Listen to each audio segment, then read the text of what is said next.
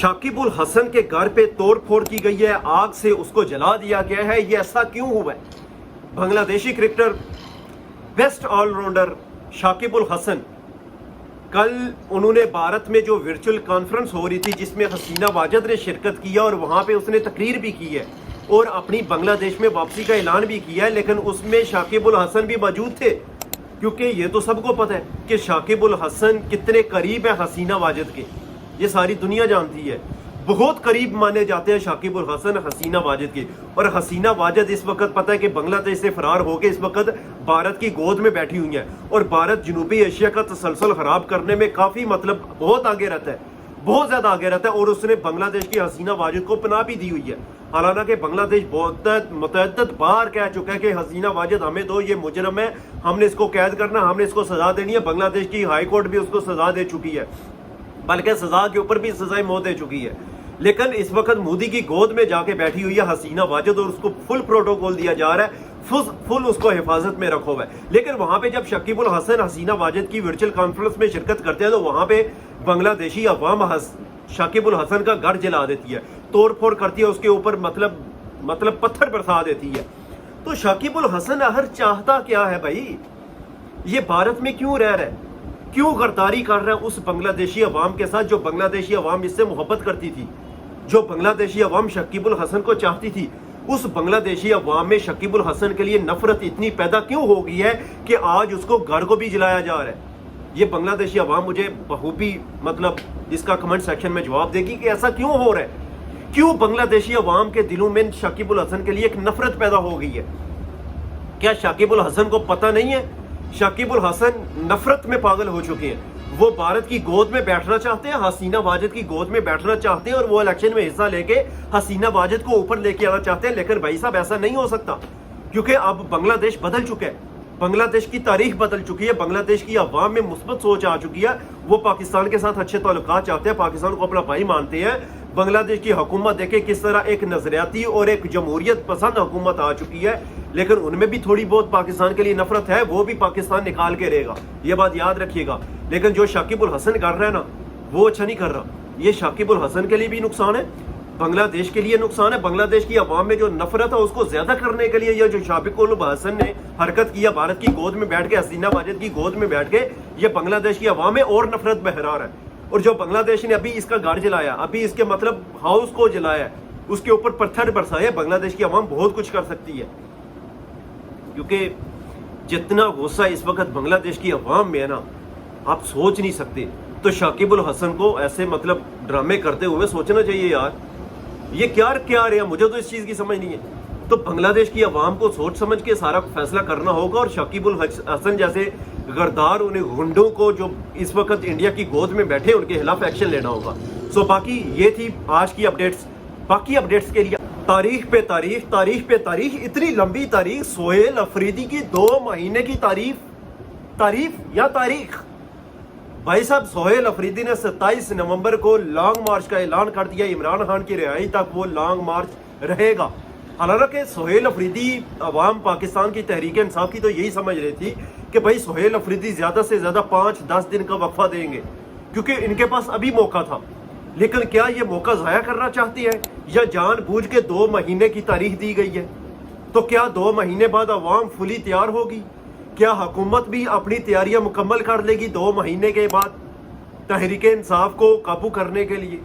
तो ये कौन से किस माइंड सेट ने इसको मशवरा दिया कि भाई तुम 2 महीने की तारीख डाल दो?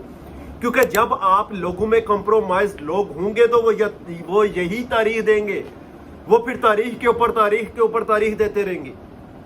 तो इन 2 महीनों में क्या से क्या हो सकता है, ये आपने कमेंट सेक्शन में जरूर बताना है। क्या सोहेल अफरीदी अपनी आवाम को तैयार कर सकेंगे 2 महीने बाद?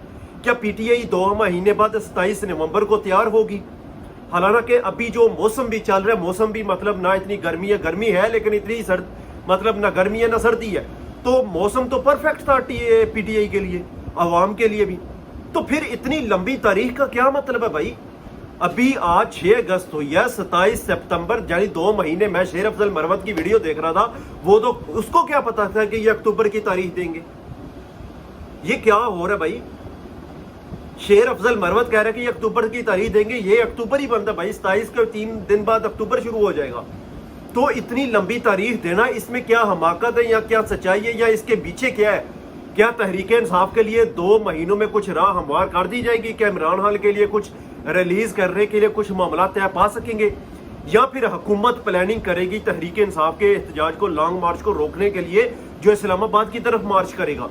क्या इस्लामाबाद की तरफ जो मार्च करेगा पीटीआई का, वो कामयाब हो सकेगा? क्या पंजाब से अवाम निकलेगी? क्या कश्मीर से, बलूचिस्तान से, कराची से अवाम निकल पाएगी?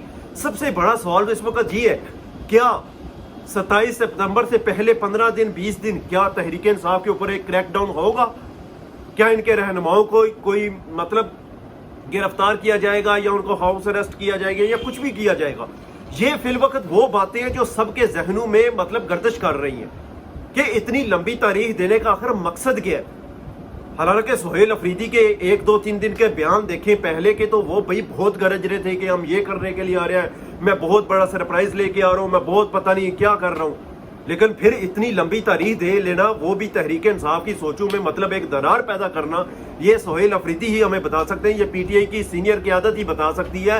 जो इस वक्त कॉम्प्रोमाइज चल रही है, ये वही लोग बता सकते हैं कि इतनी लंबी तारीख देने का आखिर मकसद क्या है। अगर आपको पता है तो आपने मुझे कमेंट सेक्शन में जरूर बताना है। सो बाकी वीडियो को लाइक सब्सक्राइब शेयर करें। अरशद नदीम जो गोल्ड मेडलिस्ट हैं, लेकिन भाई साहब के कारनामे चेक करें कि इस दफा वो 10वीं पोजीशन पे आए हैं। टोटल खिलाड़ी 10 थे। नीरज चोपड़ा ने वहां पे सिल्वर मेडल जीत लिया, इंडिया ने 13 गोल्ड मेडल जीत लिए। लेकिन भाई साहब जब अपने अबाई गांव पहुंचे तो भाई साहब ने बयान दिया है कि भाई वहां पे सर्दी इतनी थी, मेरा जिस्म तो सुकर गया था, मेरा तो जिस्म काम ही नहीं कर रहा था, काम नहीं कर रहा, काम ये बिलावल भुट्टो की जो काम पे टांगने वाली है ना, ये साली घुस चुकी है हमारे दिमागों के अंदर। तो भाई साहब कह रहे हैं मेरी तो टांगे कांप रही थी, वहां पे मेरा जिस्म आकर गया था, मेरे से थ्रो नहीं फेंकी गई, तो इसलिए मैं जीत नहीं पाया। तो भाई साहब वो नीरज चोपड़ा साला क्या लेने, क्या उसका जिस्म सुकरा नहीं है, क्या उसको सर्दी नहीं लगी? आप लोग जाते हो वहां पे एंजॉय करने के लिए, क्योंकि आपके पास पैसा बहुत आ गया। अभी बाहर में जाए, पाकिस्तान बाहर में जाए खेल, आपको क्या लगे, आपको सारे प्रोटोकॉल मिल रहे हैं, हर चीज मिल रही है, पाकिस्तानी अवाम आपके साथ है, सारे फैंस आपके साथ है, आपको पैसों की गुठलियां फेंकी जाती हैं। बाहर में गया गोल्ड मेडल पाकिस्तान के लिए, आपने क्या करना, जीत के आपने एक जीत लिया, आपकी सारी लाइफ सेट हो चुकी है। अभी आपको इतनी मेहनत करने की क्या जरूरत है, अपने जिस्म को ऐसा करने की क्या जरूरत है? वो तो ऐसे ही सुकर के रह जाते हैं। सबसे कम थ्रो अरशद नदीम ने फेंकी उधर कॉमनवेल्थ में, और इंडिया साला 13 गोल्ड मेडल जीत के चला गया। कितने सिल्वर जीत लिए उसने, पता नहीं, तबाही फेर के रख दी है इंडियन अवाम ने वहां पे। और हमारे साले के वो जिस्म सुकर रहे। तमाशा देखे पाकिस्तान के साथ क्या हो रहा है, एक से एक लफंडर हो रहा है। और दूसरी जानब पाकिस्तान ने क्रिकेट में टेस्ट में वेस्ट इंडीज को शिकस्त दे दिया। बाबर आजम की कप्तानी ने पाकिस्तान में एक बेहतरीन टेस्ट मैच जीत लिया है। वहां पे Babar Azam man of the series कहलाया, अब्दुल्ला शफी की शानदार कट कर दिया। हमारा कुटापा भाई, गंजा भाई, उसने बहुत शानदार बॉलिंग करते हुए पाकिस्तान को सेकंड टेस्ट मैच में जीत दिलवा दिया। उधर इंडियन क्रिकेट टीम श्रीलंका के साथ अपना पहला टेस्ट मैच खेलने के लिए बेताब है। उधर बांग्लादेश ऑस्ट्रेलिया के साथ टेस्ट मैच, क्योंकि टेस्ट का भी सीजन चल रहा है, पाकिस्तान का टेस्ट तो खत्म हो गया, लेकिन वहां पे बांग्लादेश टेस्ट सीरीज खेलने के लिए ऑस्ट्रेलिया के साथ तैयार है। इधर इंडिया श्रीलंका में खेलने के लिए तैयार है। पाकिस्तान 1-1 से जीत के बराबर करके अपने घर को रवाना हो चुका है। सो ये है खेल की खबरें। लेकिन अरशद नदीम तेरे ऊपर हमें बहुत गुस्सा भाई, तूने अच्छा नहीं किया हमारे साथ। सो बाकी आपने प्राइम